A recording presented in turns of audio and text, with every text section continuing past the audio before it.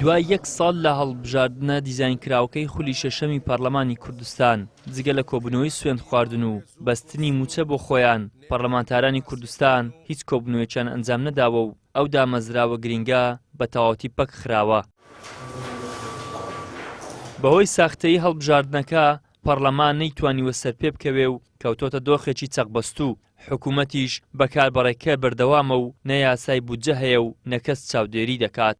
ئەمڕۆ یەک ساڵ بەسەر ئەنجامدانی هەڵبژاردننی پەرلەمانی هەرێمی کوردستاندا تێدەپەڕی بەداخەوە کە تا ئێستا پەرلەمان ئەکتیف نییە و حکوومەتی نوێ پێک نهاتووە چونکە خەڵک بۆیە بەشداری لە دەنگدان کرد بۆ ئەوی پەرلەمانەکە کارابی و حکوومەتەکە پێک بێ و پەرلەمانیش چاودێری و متابعە و محاسبەی کاروبارەکانی پەرلەمان بکە. پەرلەمان کۆ بێتەوە یەکەم دانیشتن بکە.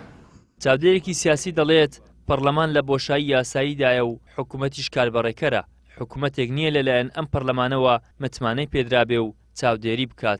هەڵبژاردنێکی تری هاتوۆتە سەر هەڵبژاردننی پەرلەمانی عێراق ئێستا کە بڕیارە لە مانجی داهاتووە بەڕێوە بچێ 11 کە ئەمەش بۆ خۆی بێمەتمانەی لای خەڵک دروست کردووە چونکە خەڵک ئەڕوات بۆ هەڵبژاردنێکی تر بەڵام هێشتا نەتیجەی هەڵبژاردنەکەی ڕابردووی نەسنیوەتەوە نەیبینیوەتەوە نازانێت بەرەنجامی ئەو دەنگدانەی ئەو چی لێ هاتووە نوێنەرەکانی لەکوێن سوێندی یاساییان خواردووە بەڵام هیچ کاروکردەوەیشیان دیار نییە. لیژنەکانی پەرلەمان کاری خۆیان ناکەن حکوومەت بەرپرسیار نییە بەرامبەر ئەو پەرلەمانە چونکە متمانەی لەم پەرلەمانە وەرنەگرتووە.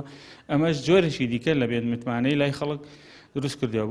بەهۆی شەڕی پلە و پۆست و بەرژەوەندی کەسی و حزبی یەک ساڵ لە حکوومەت پێک نەهێنراوە و پەرلەمانە دیزاینکراوەکەش پەک خراوە. ماوەی ساڵێک تێپەڕ دەبێت بەسەر ئەنجامدانی هەڵبژاردننی خولی شەشەمی پەرلەمانی کوردستان بەڵام تاکو ئێستا پەرلەمانی کوردستان کاران نەبووە و نەیتوانیوە هیچ کۆبوونەوەیەک ئەنجام بدات تەنانەت دەستەی سەرۆکاتی خۆشی هەڵنەبژاردووە. کۆمەڵی دادگەری داوا دەکات هەڵبژاردنە دیزاینکراوەکەی خولی شەشەمی پەرلەمانی کوردستان هەڵبوەشێتەوە و هەڵبژاردنێکی دیکە ئەنجام بدرێتەوە. ئیدریس محەممەد کەناڵی ئاسمانی پەیام هەولێر.